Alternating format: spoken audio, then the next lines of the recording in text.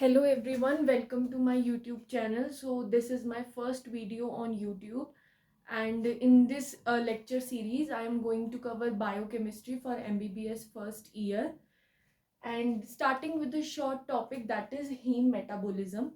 Heme metabolism में हम पढ़ेंगे heme synthesis, porphyria, heme breakdown, types of hemoglobin, sickle cell anemia and thalassemia को. तो आज के लेक्चर में हम कवर करेंगे हीम सिंथेसिस को. नेक्स्ट जो टॉपिक्स हैं ये सारे ये अगले सब्सिक्वेंट लेक्चर्स में कवर होंगे.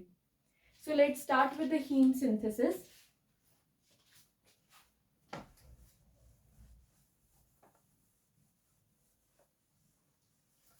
हीम सिंथेसिस शुरू करने से पहले हमारे लिए ये जानना बहुत जरूरी है कि हीम क्या है. What is heme? Heme is a metal plus protoporphyrin ring.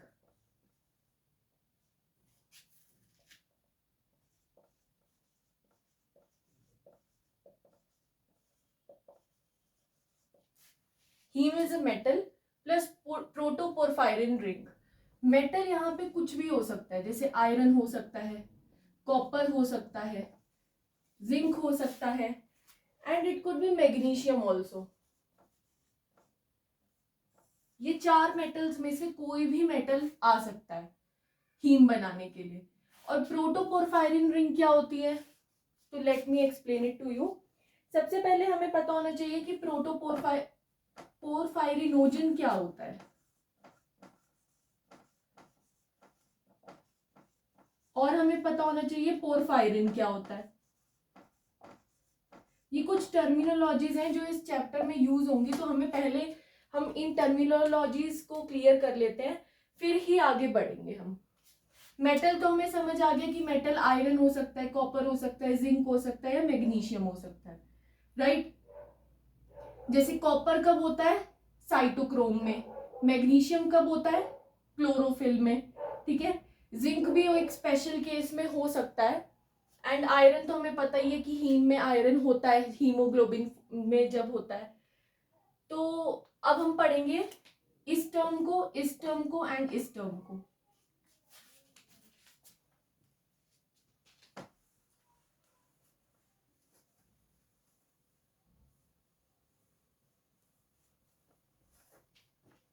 Now, talking about porphyrinogen.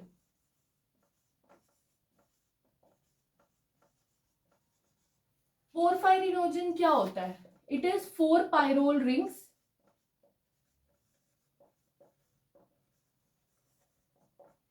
bridged by single bonds.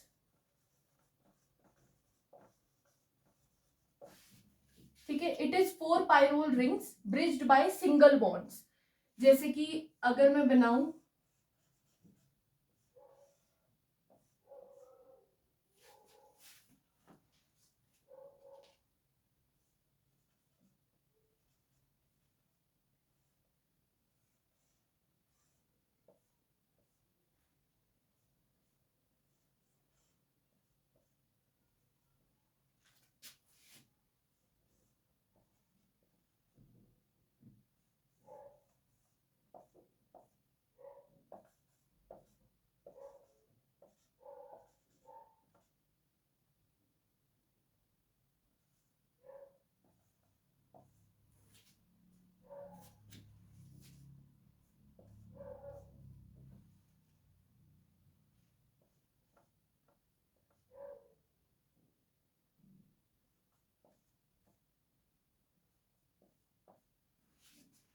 This structure.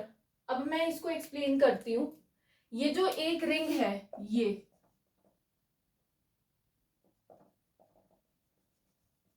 इस रिंग को हम पायरोल रिंग कहते हैं. अगर मैं इसको साइड पे बना के दिखाऊं तो ये, इसको हम क्या कहते हैं? पायरोल रिंग कहते हैं. ठीक है. ये एम और वी क्या है? What is M and what is V? M stands for methyl and V stands for vinyl. ठीक है, मिथाइल एंड विनाइल आपने केमिस्ट्री में पढ़ के आते हैं। तो एक रिंग को हमने पायरोल रिंग कहा। अब ऐसी 4 रिंग्स को जब मैं ऐसे रख दूंगी और उनको मैं किससे कनेक्ट करूंगी, एक सिंगल बॉन्ड वाले कार्बन एटम से। मतलब मेरे पास ये 4 रिंग्स हैं, 1 2 3 4, और मैंने इनको किससे कनेक्ट कर दिया, सिंगल बॉन्ड वाले कार्बन से, ऐसे। इसको आप इसमें देखिए, तो ब्रिज्ड बाय सिंगल बॉन्ड्स। ये एक सिंगल बॉन्ड है, ये एक सिंगल बॉन्ड है, ये एक सिंगल बॉन्ड है, ये एक सिंगल बॉन्ड है। तो ऐसे अगर मैं ब्रिजिंग कर दूं, इन चारों को इकट्ठे कर दूं वाया सिंगल बॉन्ड्स, तो उसको मैं क्या कहूंगी, पोरफायरिनोजन। बट अगर मैं यहीं पे इसमें डबल बॉन्ड लगा दूं, यहां डबल बॉन्ड लगा दूं, यहां डबल बॉन्ड लगा दूं, यहां डबल बॉन्ड लगा दूं, इन 4 लोकेशंस पे अगर मैं डबल बॉन्ड लगा देती हूँ, तो वो पोरफायरिनोजन ना रह के क्या बन जाता है, पोरफायरिन। पोरफायरिन। तो ये डिफरेंस था बेसिक पोरफायरिनोजन एंड पोरफायरिन में। अब हम एक बार जल्दी से रिवाइज करते हैं कि हमने क्या क्या पढ़ा अभी तक। हमने पढ़ा कि हम हीम मेटाबॉलिज्म से शुरू कर रहे हैं, हमने हीम सिंथेसिस शुरू करा है। इसमें हमने पढ़ा है कि हमने पढ़ा कि हीम होता क्या है। हीम होता है कोई भी मेटल क्या, 4 मेटल्स में से कोई भी मेटल हो सकता है, आयरन, कॉपर, जिंक और मैग्नीशियम में से कोई भी मेटल हो सकता है, और प्रोटोपोरफायरिन रिंग होती है। हमने पढ़ा पोरफायरिनोजन और पोरफायरिन में डिफरेंस। पोरफायरिनोजन में 4 पायरोल रिंग्स होती हैं bridged by single bonds, and porphyrin में 4 पायरोल रिंग्स ही होंगी but bridged by double bonds. Okay, तो ये हमने पढ़ा अभी तक। Now talking about types of पोरफायरिनोजन्स।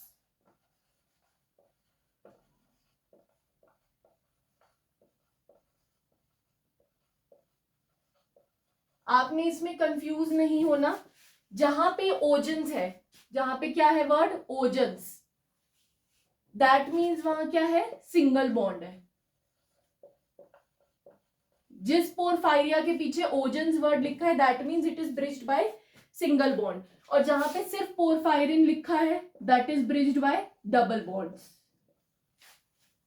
ठीक है, अब हमें टाइप्स ऑफ पोरफायरिनोजन्स पढ़ने हैं। तो इसके 3 टाइप्स होते हैं। इसको आप ऐसे याद कर सकते हैं, उत्तराखंड,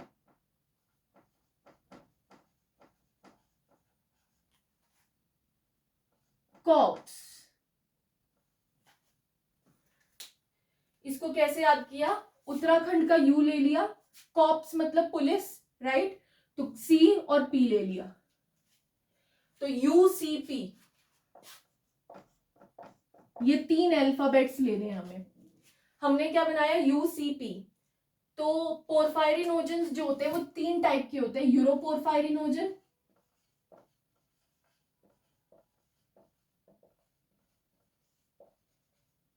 कोप्रोपोरफायरिनोजन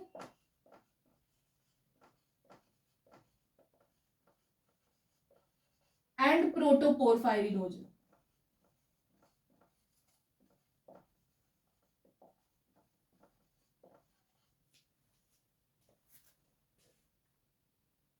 तो आपको याद आया कि मैंने प्रोटोपोरफायरिन लिखा था एक जगह। कहाँ लिखा था मैंने प्रोटोपोरफायरिन, मैंने लिखा था जब मैं लिख रही थी मेटल प्लस प्रोटोपोरफायरिन,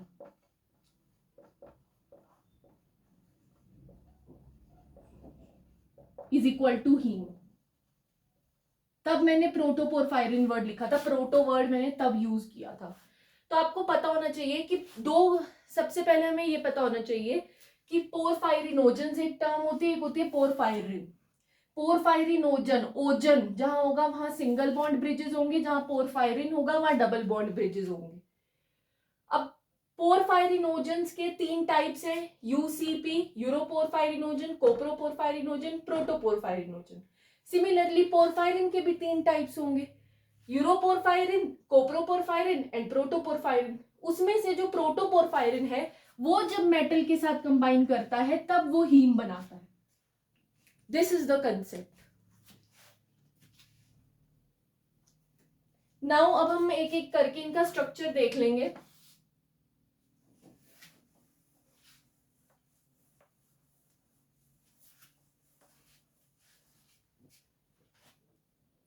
तो सबसे पहले हम पढ़ेंगे यूरोपोरफायरिनोजन के बारे में।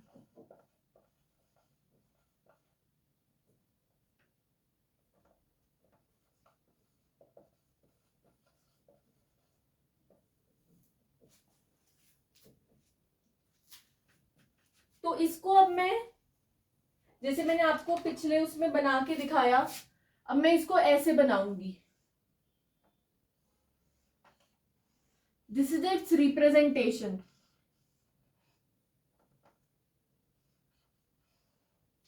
ठीक है, एक प्लस साइन से लूंगी।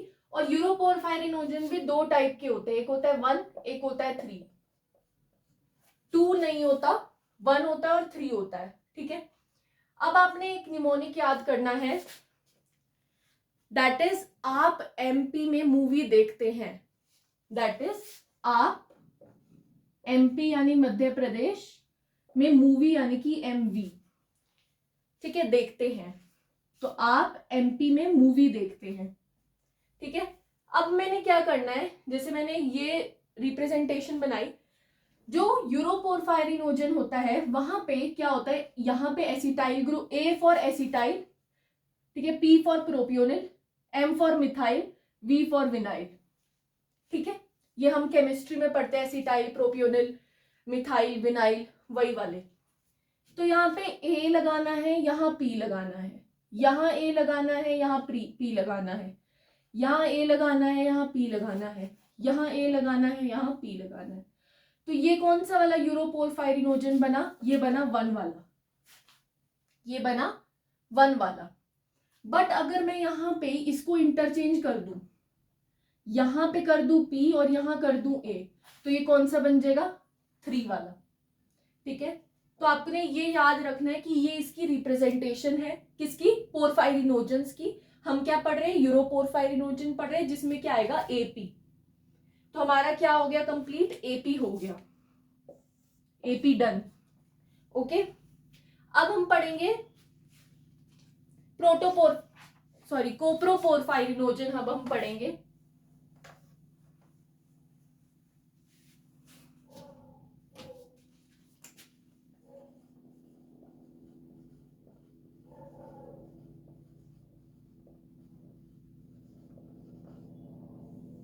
कोप्रोपोरफायरिनोजन में हम क्या यूज करेंगे, एमपी। ठीक है, इसको भी हम ऐसे ही बनाएंगे। ये भी दो टाइप का होता है, 1 और 3।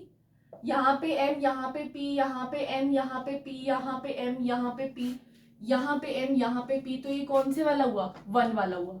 यही मैं अगर इसको चेंज कर दूं, यहाँ एम कर दूं, यहाँ पी कर दूं, तो ये कौन सा हुआ, 3 वाला हुआ। This is coproporphyrinogen. तो आप एमपी में मूवी देखते हैं, कोई पर्सन है जो मध्य प्रदेश में मूवी देख रहा है बैठ के, तो आप एमपी में मूवी देखते हैं।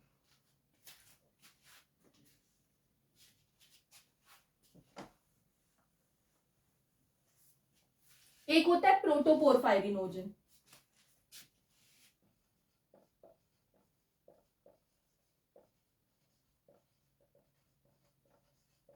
इसमें थोड़ा सा अलग है। इसमें क्या होगा, मूवी तो है बट मूवी उसने आधी देखी, उस पर्सन ने मूवी पूरी नहीं देखी, उसने मूवी सिर्फ आधी देखी। मतलब कि आधे में, जैसे ये 4 रिंग्स है ना, 1 2 3 एंड 4, तो आधी रिंग में तो मूवी आएगा और आधी रिंग में एमपी आएगा। ठीक है, जैसे कि उसने मूवी पूरी नहीं देखी, उसने मूवी आधी देखी, तो यहां क्या आएगा, एमवी, एमवी, एमपी, पीएन।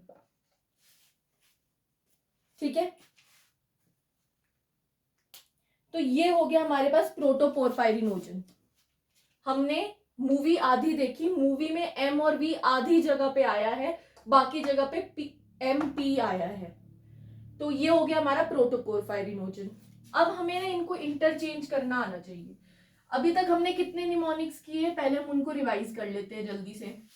हमने एक तो पढ़ा उत्तराखंड कॉप्स, उत्तराखंड कॉप्स, उससे क्या याद किया हमने, उत्तराखंड की कॉप्स, यूसीपी, यूरोपोरफायरिनोजन, कोप्रोपोरफायरिनोजन, प्रोटोपोरफायरिनोजन, राइट। एंड हमने क्या याद किया, आप एमपी में मूवी देखते हैं, ठीक है, तो ये हमने याद कर लिए।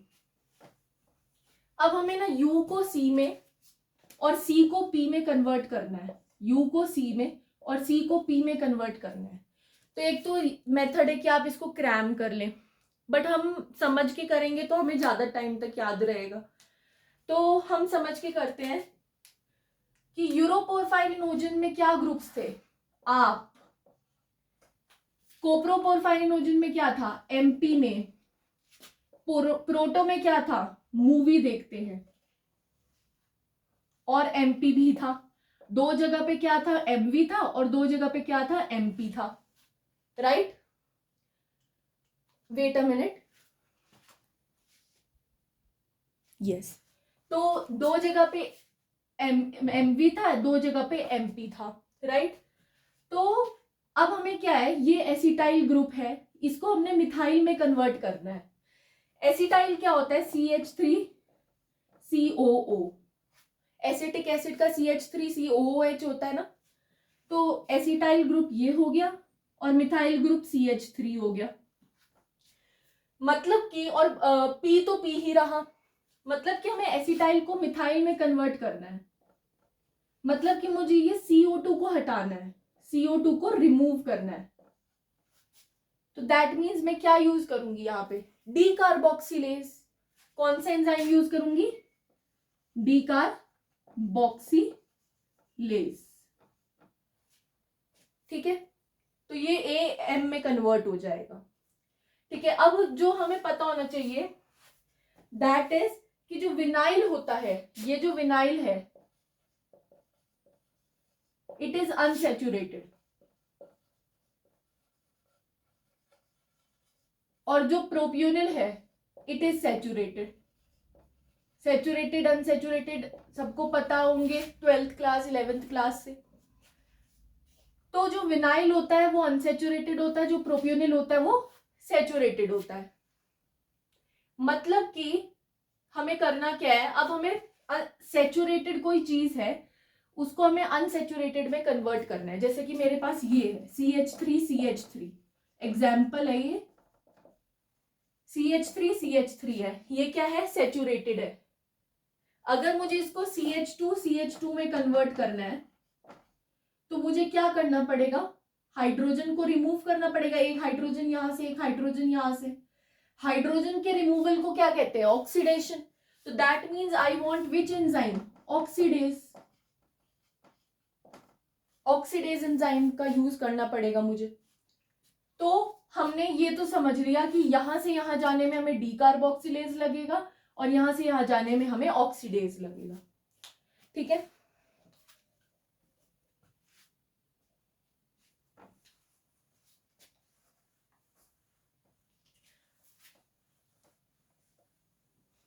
नाउ अब हम एक्चुअल हीम सिंथेसिस पे बढ़ेंगे। तो जैसे मैंने यूसीपी बताया आपको, यहां से यहां डी कार्बोक्सिलेज, यहां से यहां ऑक्सीडेज, तो आपने सिर्फ डी कार्बोक्सिलेज नहीं लिखना, आपने क्या लिखना है, यूपीजी, यूरोपोरफायरिनोजन डी कार्बोक्सिलेज, कोप्रोपोरफायरिनोजन ऑक्सीडेज, ठीक है। नाउ हमने पढ़ा कि जो प्रोटोपोरफायरिनोजन होता है, क्या होता है, प्रोटोपोरफायरिनोजन, अगर हमें उसको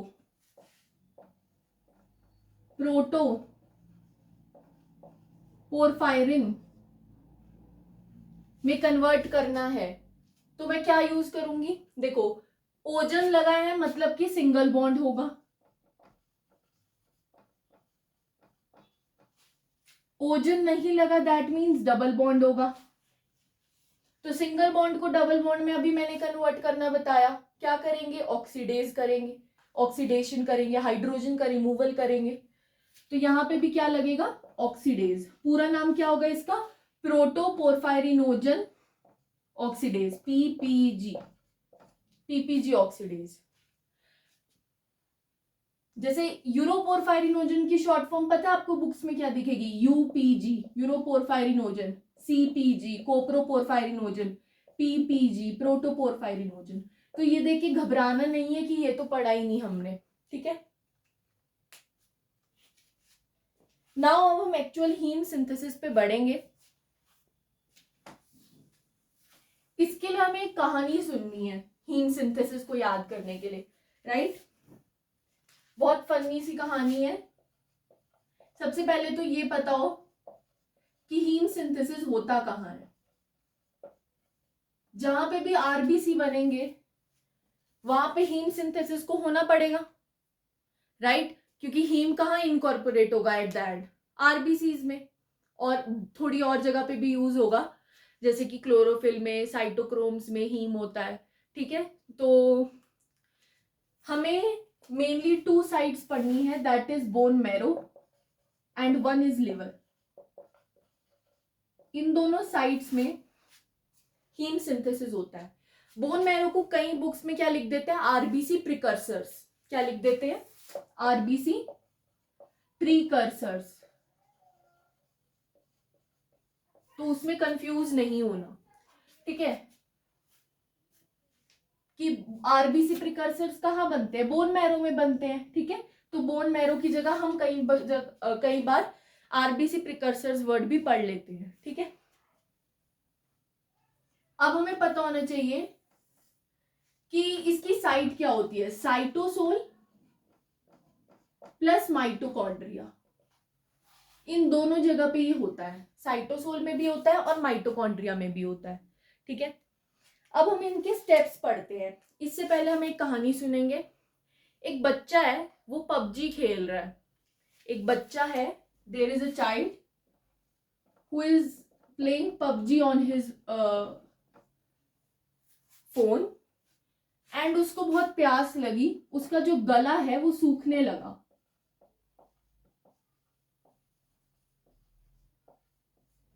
पर उस बच्चे ने क्या किया, पानी पीने के बजाय ही ड्रिंक एल्कोहल, और एल्कोहल पिया। अब एल्कोहल फ्री में तो आई नहीं होगी, उसका भी कोई बिल बना होगा। और ये बच्चा कहाँ का है, ये बच्चा है यूपी का। It's just a mnemonic, don't take it personally. तो जो ये अब हम ये निमोनिक से पूरा हीम सिंथेसिस याद करेंगे, ठीक है। This is your mnemonic. तो यूपी का बच्चा है, पबजी खेल रहा है, उसका गला सूखने लगा, उसने पानी की जगह एल्कोहल पिया। और एल्कोहल कहाँ से आया होगा, ऑब्वियसली उसने खरीदी होगी, उसका बिल बना होगा, है ना। तो बिल बना एल्कोहल का, ठीक है। तो ये आपने याद कर लेना है। अब हम बढ़ते हैं हीम सिंथेसिस पे। ये mnemonic back of the mind में हर वक्त चलते रहना चाहिए जब तक हम हीम सिंथेसिस समझ रहे हैं, ठीक है।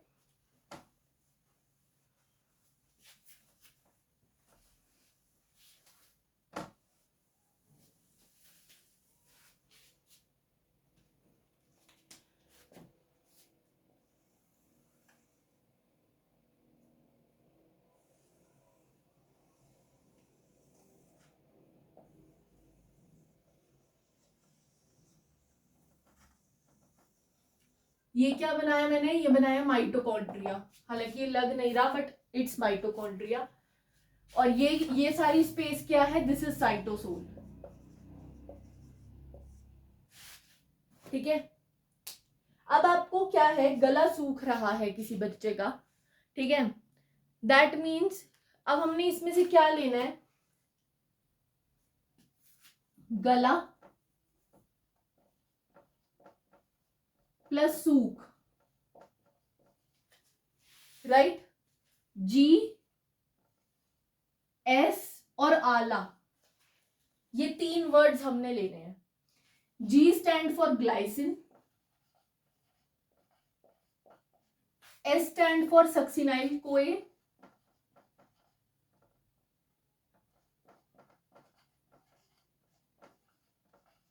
विच इज फॉर्मिंग क्या, ALA, आला या अला या ALA, कुछ भी बोल लो. और ये आला कौन सा है या अला कौन सा है या ALA कौन सा है, डेल्टा टाइप. डेल्टा को ऐसे लिखते हैं ना, दिस इज डेल्टा ALA. अभी हम सिर्फ सबस्ट्रेट्स एंड प्रोडक्ट्स लिखेंगे, एंजाइम्स को हम लास्ट में करेंगे, ठीक है. तो हमने ये याद रख लिया कि एक बच्चा था, उसका गला सूख रहा था, तो ग्लाइसिन प्लस सक्सिनाइल कोए इज इक्वल टू ALA. ठीक है, ये हमने याद कर लिया. अब ये जो ALA है ये बाहर आया, ठीक है. अब ये जो ALA है ये बाहर आ गया, साइटोसोल में आ गया. ये रहा साइटोसोलिक ALA. अब बच्चे का गला सूख रहा है, दैट मीन्स उसको डिहाइड्रेशन हो रही है. पर अभी हम इस पॉइंट को छोड़ते हैं. डिहाइड्रेशन जो टर्म है उसका हम एंजाइम्स में यूज करेंगे, ठीक है. अभी इसको भूल जाओ. अब हमने क्या कहा था कि वो जो एला बच्चा, जो गला जिसका सूख रहा था बच्चे का, वो क्या खेल रहा था, पबजी खेल रहा था, है ना. तो डेल्टा ALA से क्या बनाएंगे हम, पबजी बना देंगे, ठीक है. PUBG, PBG, PUBG. अब वो बच्चा पबजी खेल रहा था, उसका गला सूखने लगा एकदम से, तो उसने क्या सोचा, उसने सोचा नहीं, मैं पानी तो पूरी दुनिया ही पीती है गला सूखने पे, मैं अल्कोहल पीऊंगा. तो उसने सोचा कि मैं अल्कोहल पीऊंगा. अल्कोहल का सिंबल क्या होता है, OH. इसको हम क्या भी बोलते हैं, हाइड्रोक्सी. हाइड्रोक्सी भी बोलते हैं ना इसे. तो उसने क्या बनाया, हाइड्रोक्सी. बस मिथाइल याद कर लो. और उसका, मैंने बोला था कि अल्कोहल पीने के बाद उसका बिल भी आया होगा, तो बिलेन, हाइड्रोक्सी मिथाइल बिलेन, ये बना उसका. एक बच्चा था, उसका गला सूख रहा था, उसने पबजी खेल रहा था वो, और उसका गला सूखने लगा, तो उसने क्या किया, पानी की जगह अल्कोहल पिया, हाइड्रोक्सी मिथाइल बिलेन. हाइड्रोक्सी मतलब OH और बिल मतलब बिलेन, ठीक है. अब उस बच्चे का गला सूखने लगा. अब तो हमें ना कुछ नहीं याद करना, यहां तक की ही थी जो परेशानी थी. अब तो हमने आगे का याद कर ही रखा है. मैंने बताया था ना UCP, उत्तराखंड कॉप्स. तो UCP लगा दो अब, UPG3, यूरोपोरफायरिनोजन 3. देन यूरोपोरफायरिनोजन 3 के बाद हमने किया CPG3. देन इसको हम अंदर ले गए, CPG3 को, ठीक है. CPG3 को अंदर ले जाके हमने क्या बनाया, PPG3, प्रोटोपोरफायरिनोजन. फिर ओजन से क्या बनाया, प्रोटोपोरफायरिन.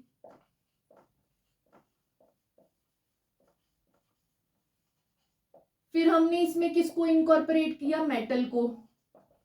और ये हमारा क्या बन गया, हीम.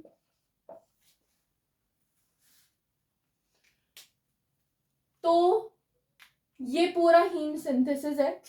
स्टार्टिंग से समझते, एक बच्चा है जिसका गला सूख रहा है, गला सूख, दैट मीन्स गला सूख, दैट मीन्स G से ग्लाइसिन, S से सक्सिनाइल कोए, give will form ALA, delta ALA.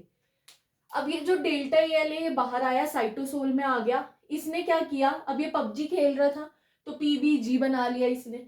अब इसका गला सूखने लगा तो इसने क्या किया, हाइड्रोक्सी मिथाइल बिलेन कर लिया.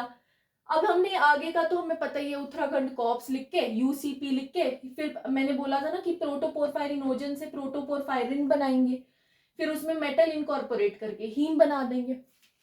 That this is as simple as this. अब हमें ना इसके एंजाइम्स पता होने चाहिए कि एंजाइम्स कौन से यूज हो रहे हैं. देखो यहाँ पे डेल्टा ALA बन रहा है, दैट मीन्स यहाँ पे सिंथेज यूज होगा, डेल्टा ALA सिंथेज. ये तो कोई मुश्किल बात नहीं है, ये तो याद रह ही जाएगा। अब उसका डिहाइड्रेशन हो रही थी उसे, तो यहां पे हम क्या यूज करेंगे, डिहाइड्रेटेज। डिहाइड्रेटेज, ठीक है।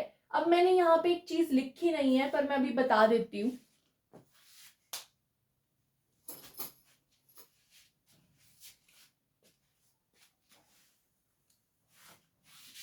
यहाँ पे HMB जो है, इसको हम शॉर्ट फॉर्म में HMB लिख देते हैं, हाइड्रोक्सी मिथाइल बिलेन। इसके दो फेट्स होते हैं, ये UPG1 भी बना सकता है, फिर ये आगे चल के CPG1 भी बना सकता है, ठीक है। बट हम क्या करते हैं, ये तो अगर मान लीजिए, अभी मैं बताती हूँ, पहले हम ऊपर से चलते हैं फिर नीचे आएंगे, ठीक है।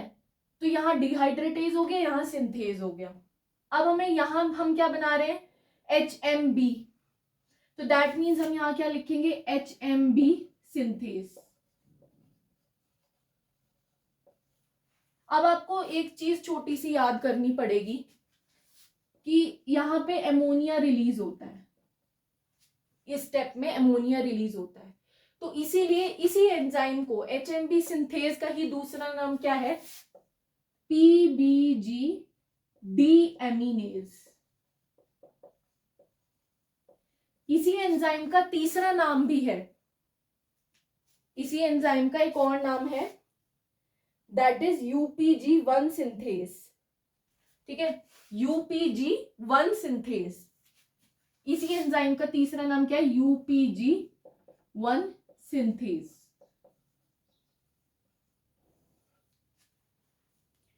अब मैंने यहां पे ये क्यों बोला कि UPG1 सिंथेज इसका दूसरा नाम है, मैं तो UPG3 सिंथेज भी बोल सकती थी, क्योंकि अगले स्टेप में 3 भी बन सकता है।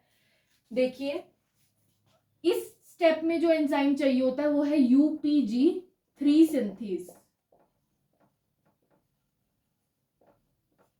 UPG3 synthase, this is the enzyme used in this step. But किसी पर्सन में मान लीजिए ये एंजाइम नहीं है, ठीक है, तो ऑटोमेटिकली स्पॉन्टेनियसली क्या बनेगा इस HMB से, UPG1 बनेगा, ठीक है। मतलब अगर ये एंजाइम ना हो तो spontaneous fate of HMB will be to form UPG1, इसीलिए मैंने यहाँ पे UPG1 सिंथेज का दूसरा नाम HMB सिंथेज या PBG डीएमिनेज लिखा, अदरवाइज मैं UPG3 सिंथेज लिख देती वहां, ठीक है। अब इसके आगे की कहानी तो हमें पता है कि U को C में कन्वर्ट करना है तो हम डी कार्बोक्सिलेज यूज करते हैं, ठीक है। C को P में कन्वर्ट करना है तो ऑक्सीडेज यूज करते हैं, P को इसमें P में कन्वर्ट करना है तो ऑक्सीडेज यूज करते हैं। बस एक नाम याद कर लीजिए, दैट इज फेरोचीलेटेज। फेरोचीलेटेज जो होता है, चीलेट करना मतलब किसी को रिंग फॉर्म में लाना ना, किसी को रिंग में इनकॉर्पोरेट करना, तो फेरो मतलब आयरन, चीलेटेज मतलब इनकॉर्पोरेटेड इनटू प्रोटोपोरफायरिन रिंग, ठीक है। तो ये क्या बना लेगा, हीम। तो इस पूरे हीम में आपने 3 चीजें याद रखनी है, एक तो वो कहानी, एक आपने याद रखना है कि इस स्टेप में एमोनिया रिलीज होता है, एक ये याद रखना है कि इस यहाँ पे फेरोचीलेटेज होता है। इसके अलावा आप सब कुछ खुद बना लेंगे, और एक न्यूमोनिक UCP, उत्तराखंड कॉप्स, ये याद रखना है। तो अब आप मुझे क्या बता सकते हैं कि कौन कौन से एंजाइम्स थे जो माइटोकॉन्ड्रिया में यूज हुए हैं या माइटोकॉन्ड्रिया में हैं। तो देखिए, डेल्टा AL 4 एंजाइम्स हैं जो माइटोकॉन्ड्रियल हैं और 4 ही एंजाइम्स हैं जो साइटोसोलिक है। It is an 8 step process, heme synthesis is an 8 step process, जिसमें से 4 एंजाइम्स माइटोकॉन्ड्रिया में, 4 एंजाइम साइटोसोल में। जो 4 एंजाइम्स माइटोकॉन्ड्रिया में है ना, वो क्या क्या है, delta ALA synthase number 1, ferrochelatase number 2, PPG3 oxidase number 3, and ये वाला जो ऑक्सीडेज है ये भी माइटोकॉन्ड्रिया में होता है, दैट इज नंबर 4। और इसके अलावा जितने भी एंजाइम्स मैंने लिखे हैं, number 1, number 2, number 3 and number 4, ये 4 एंजाइम्स कहाँ है, साइटोसोल में। तो क्वेश्चन कैसे भी बन सकता है, आपसे पूछ सकते हैं कि इनमें से कौन से enzyme is a cytosolic enzyme, इनमें से कौन सा enzyme is a mitochondrial enzyme. तो अगर आपको पूरी साइकिल अच्छे से याद है तो you can answer that question very well. अब हम आते हैं इसकी रेगुलेशन पे। हीम सिंथेसिस की रेगुलेशन पूछ सकते हैं आपसे, तो उसमें 2-3 पॉइंट्स में ही आंसर है इसका। इसको ज्यादा मार्क्स में नहीं पूछते अक्सर, मैक्सिमम 2 to 3 मार्क्स में क्वेश्चन आ सकता है, या 1 मार्क में भी आ जाए, तो कोई पता नहीं। आपको क्या याद रखना है कि एएलए सिंथेज की भी 2 फॉर्म्स होती हैं, that is ALA synthase 1 and ALA synthase 2। ALA synthase 1 जो होता है वो होता है लिवर में, और 2 वाला जो होता है, या इसको ऑल टिश्यूज भी कह सकते हैं। एक जगह मैंने लिवर भी पढ़ा है, एक जगह मैंने ऑल टिश्यूज भी पढ़ा है, ठीक है, तो ये याद रख लीजिए। और जो 2 वाला होता है वो होता है आरबीसी प्रिकर्सर्स में, that means in bone marrow. Wait a minute, that is in bone marrow, ठीक है। अब जो 1 वाला एंजाइम है ना, एएलए सिंथेज 1, एक्चुअली होता क्या है, साइटोक्रोम P450 में भी मैंने आपको बताया ना, साइटोक्रोम में कॉपर होता है, और वो इनकॉर्पोरेट, मतलब हीम जो होता है उसमें कॉपर भी हो सकता है, ये नहीं कि सिर्फ आयरन को ही हम हीम कहेंगे। हीम में अगर कॉपर इनकॉर्पोरेटेड है आयरन की जगह, तो उसको हम साइटोक्रोम बनाने में यूज करते हैं, ठीक है। अब जो साइटोक्रोम P450 होता है, ठीक है, उसमें हीम यूज हुआ है, साइटोक्रोम P450 में हीम यूज हुआ है। अब आप एक बात बताइए कि जो हीम है, हमने एक पढ़ा है एलोस्टेरिक रेगुलेशन, क्या पढ़ते हैं हम, एक allosteric regulation. What does this term means? इसका मतलब होता है कि मान लीजिए A to B बना और B to C बना, और ये जो C है ये फिर A to B की कन्वर्जन को इनहिबिट कर रहा है, तो इसको कहते हैं एलोस्टेरिक रेगुलेशन, की जो प्रोडक्ट है वही खुद की सिंथेसिस को इनहिबिट कर रहा है। सिमिलरली इन सब प्रोसेस से हम बनाना क्या चाह रहे थे, हीम। तो हीम जो है which is the ultimate product, it will inhibit the first step that is ALA synthase 1, तो इसी को हम क्या कहेंगे, एलोस्टेरिक रेगुलेशन। तो जो हीम होता है वो इसको एएलए सिंथेज 1 को इनहिबिट करता है, और क्योंकि cytochrome P450 is using haem, तो मान लो मैं साइटोक्रोम P450 बन रहा है मेरे अंदर, ठीक है, तो मैं हीम का कंटिन्यूअस यूज कर रही हूँ। हीम का कंटिन्यूअस यूज कर रही हूँ मतलब हीम नहीं है बॉडी में उतना अवेलेबल फ्री फॉर्म में, क्योंकि वो तो साइटोक्रोम में जा रहा है, तो फ्री में नहीं है, तो इसको इनहिबिट करने वाला कोई नहीं है। That means ALA synthase 1 will be induced by cytochrome P450 and inhibited by whom, heme. Cytochrome P450 द्वारा ALA synthase 1 will be induced, why, क्योंकि cytochrome P450 is using heme, so there is less availability of heme and there is no one to inhibit the ALA synthase, so ALA synthase 1 will be stimulated। एक तो ये concept है। एक है ALA synthase 2 के बारे में। जो ALA synthase 2 है वो किस पे डिपेंड करेगा, आयरन की अवेलेबिलिटी पे। किस पे डिपेंड करेगा, आयरन की अवेलेबिलिटी पे, ठीक है। आरबीसी प्रिकर्सर में बन रहा है, तो क्यों बन रहा होगा हीम, ऑब्वियसली आरबीसी के अंदर जाना होगा उसे, इसलिए बन रहा होगा। और आरबीसी के अंदर जो हीम होता है उसमें तो कौन सा मेटल होता है, आयरन, तो वो किसके ऊपर डिपेंड करेगा, आयरन की अवेलेबिलिटी के ऊपर, ठीक है। तो ये 2 पॉइंट्स लिख देने आपने जब आपसे रेगुलेशन पूछी जाए। एक हेडिंग डालना एलोस्टेरिक रेगुलेशन की, उसमें सबसे पहले ये ऐसे फ्लो चार्ट सा बना के फिर ये लिख देना कि ये इसको इनहिबिट करता है, ये इसको स्टिमुलेट करता है, ठीक है। फिर अब एक आता है एएलए डिहाइड्रेटेज, ये भी हमने पढ़ा था कि उसको डिहाइड्रेशन हो रही थी तो हमने डिहाइड्रेटेज बना लिया था वहां से, एएलए डिहाइड्रेटेज। अब आपने इसमें क्या याद रखना है कि वो बच्चा, उसके पास अपना पर्सनल कंप्यूटर भी है, क्या भी है उसके पास, अपना पर्सनल कंप्यूटर, तो पी एंड सी। तो ALA डिहाइड्रेटेज जो है वो किसके द्वारा इनहिबिट होगा? PPG द्वारा और CPG द्वारा इनहिबिट होगा। PPG द्वारा और CPG। PPG क्या है? प्रोटोपोरफायरिनोजन। CPG क्या है? कोप्रोपोरफायरिनोजन। ठीक है। अगर आप नोट्स बना रहे हैं तो आप अपने नोट्स को पलटिए और देखिए कि जब हमने वो स्टेप्स लिख रहे थे जिसमें हमने एक माइटोकॉन्ड्रिया बनाया, साइटोसोल बनाया, तो उसमें हमने क्या बनाया था? हाइड्रोक्सी मिथाइल बिलेन के बाद कोप्रोपोरफायरिनोजन, देन प्रोटोपोरफायरिनोजन। तो एक्चुअली ये सब ALA डिहाइड्रेटेज के बाद के स्टेप्स है ना, तो ऑब्वियसली तो ALA dehydratase will be inhibited by these steps due to allosteric regulation. ठीक है। बट ALA डिहाइड्रेटेज जो है ना वो सिर्फ PPG और CPG यानी कि पर्सनल कंप्यूटर से ही इनहिबिट होता है और किसी प्रोडक्ट से इनहिबिट नहीं होता। आप ये नहीं कह सकते कि जो UPG है वो भी इसको इनहिबिट करेगा, नहीं। ये स्पेसिफिकली पॉइंट याद रखना कि ALA डिहाइड्रेटेज जो है वो सिर्फ PPG और CPG द्वारा इनहिबिट हो सकता है और किसी प्रोडक्ट द्वारा इनहिबिट नहीं हो सकता, UPG द्वारा इनहिबिट नहीं हो सकता। ठीक है, एक ये पॉइंट याद रखना है। एक ये याद रखना है कि जब ALA हमने क्या बनाया था, जब डेल्टा ALA बनाया था तो उसको हम माइटोकॉन्ड्रिया से साइटोसोल में ला रहे थे, तो ये भी एक रेगुलेटरी स्टेप है। ये भी एक रेगुलेटरी स्टेप है, रेगुलेटेड होता है ये भी। तो ये हो गया हमारी रेगुलेशन भी कंप्लीट, हमारी सिंथेसिस भी कंप्लीट और हमारे स्ट्रक्चर्स भी कंप्लीट।